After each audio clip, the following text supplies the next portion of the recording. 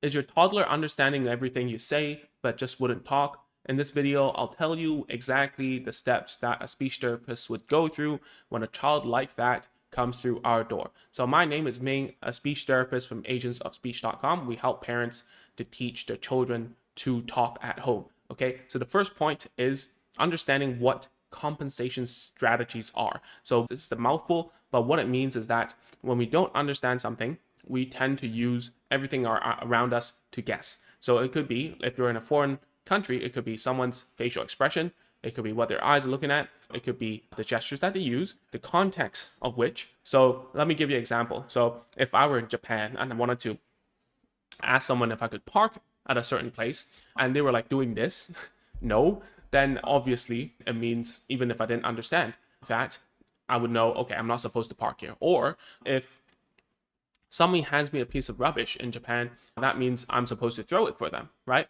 Or they put their hand out when I have a piece of rubbish, it means that I can give the rubbish to them. And it's similar to children. When parents tell me, oh, my child understands everything, they get it, okay? And then they send me a video or I see them in real life, what happens is that there's a lot of pointing involved. So what happens is, go get the shoes, put on your shoes now, right? Give me the remote, right? And then what happens is that the child just needs to follow the finger. If there's, oh no, Ming, my child understands this. Look, give this to daddy, right? And the obvious, I could not understand English. You could speak in Spanish. You could speak in, I don't know, Portuguese. You give me a phone and you point to someone, I'm going to take it and give it to the person you were pointing at. So you wouldn't even know this if you didn't even see yourself in a third person kind of view. So the best way to know if you're doing this or not is to actually take videos of yourself interacting with your child. Okay, another thing, a contextual cue. So if I have a scrunched up piece of tissue here, if I give it to a child, what do you think he or she would do? And it's obvious that they're going to throw it in the bin because they see this as rubbish. It's a context, right? So if it's time at 8 p.m., let's say, and it's shower time, you turn on the faucet, the child can hear it like that, and it's getting steamy, and you say, go take a shower. Do you think a child is going to understand that, whether or not the words that are like involved is not comprehended at all? I think so. I think a child would be able to do that. Okay, so those are some contexts that you need to understand you're using right now, that children, your child, is using as a strategy to compensate for the lack of understanding. Okay, and another thing that a huge marker for me is that if they understand everything, why aren't they answering questions? A simple yes or no would be like either the child picks it or just walks off. Does that mean they understand yes or no? Probably not. Okay, if you give them between two choices and you ask, do you want chocolate or chip? And they choose by using their hand, do you think that they understood the binary question? Binary means yes or no, only two choices. So do you think they understood that? Well, if they snatched both, then they probably didn't, right? You have to understand there is a difference from comprehending and using compensation as a way to get around. Okay. Number two is you can use this logic to check for understanding. And if you've been to therapy, you know that command comprehension is actually a thing, is a goal. And how we do it is basically, we want to remove any kind of context that a child can understand from with it. So for the command needs to be something that is out of the world, that you wouldn't be able to understand too much. So for instance, if you had two dolls, let's say two dolls, and you want to give them, pretend that you're doing like a picnic scenario, and you want to give them something each. So you have, and the key word here is a contrast, right? So if I have two dolls, one's called Mickey, one called Donald, I don't know what you're going to use. And then you have some utensils. So you might have a fork, a knife, and a spoon, and you say, give the knife to Mickey. So it picks up the knife and gives Mickey. A huge error that a lot of parents and teachers go into is to hand the knife, and this is a phone, hand the knife to the child and say, give the knife to Mickey. So automatically, because you were handing a knife, you have already eliminated one choice out of their comprehension. Because I didn't need to know whether it's a knife, a phone, or whatever. You hand it to me, I take it. All I needed to comprehend was Mickey, so I'll give it to Mickey. And then to add on to that, if you're going to point to the doll, you've eliminated all auditory comprehension, meaning they don't need to listen at all. And so You need to create a scenario where it's fun, do a command, right, where there are contrasts between two people, two places, and an object to check if they totally understand.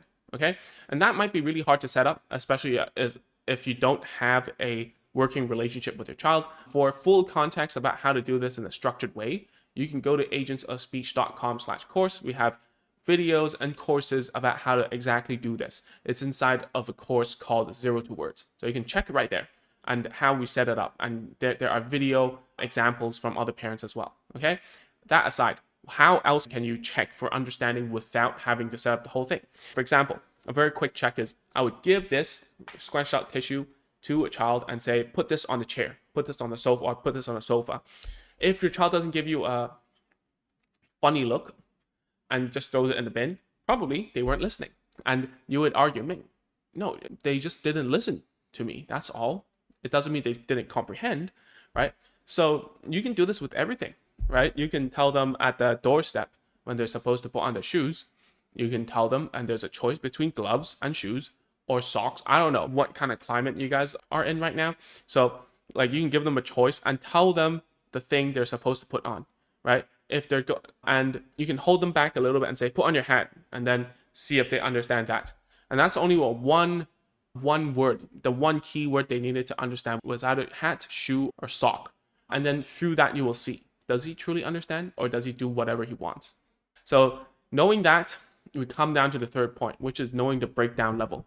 At this point in time, it's very difficult to know. And the only way, and I'll talk about what a breakdown level is. A child will only, and a person or a cat just now, they won't do something because of two reasons only. Number one, they don't know how to do it. Number two, they don't want to, right? So to eliminate the fact that children don't want to do something, usually speaking, in the beginning of all therapy, we kind of use rewards. And it could be like screen time, it could be snacks, food, or whatever. But you want to pay the person you're trying to teach, or the pet you're trying to teach, an incentive so that he or she knows that there's something in it for them. Okay, so the breakdown level, on the other hand, is the other question, right? Do they know how to do it? So there's a limit, there's an upper threshold to how much a person can understand in a certain language. So for me and you right now, our English level is at conversational, right? But probably you and I were stuck at the academic level, which is if we're trying to read an academic paper, we break down. I was like, what the heck's going on? I don't understand this English. I know every word, but put together, I don't know what's going on. So that's our breakdown level, right? Our breakdown level is conversational, story level. I can understand a story, I can understand a movie. You give me an academic paper, I don't know what's going on. And same as for children, right? What is their breakdown level? Then there would be a breakdown level for their comprehension and their expressive, like receptive and expressive.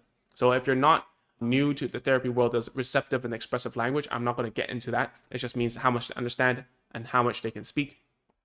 So since we're talking about comprehension, we need to know what the breakdown levels are. So the first level of comprehension is contextual commands. So if I put out a chair in front of a child and say, sit, are they going to sit on the chair given that I've gestured and then put a chair right in front of them?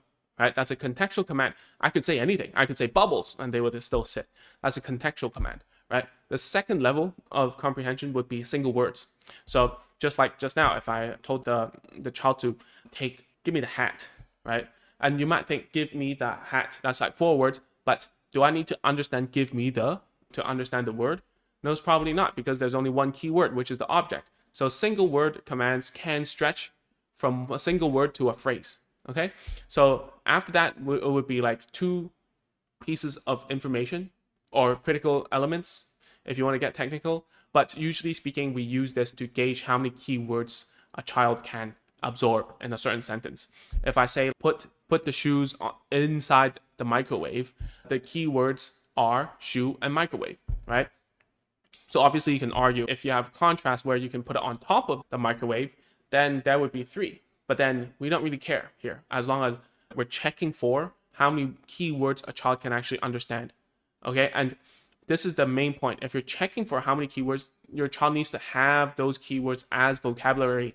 A lot of parents and teachers, and also some therapists I see, what they do is like they check a command of which some of the words aren't inside of the child's vocabulary. And You cannot do two things in one go. You cannot teach the word and teach the command at the same time. It's just impossible. Anyone will break down at that level. Okay.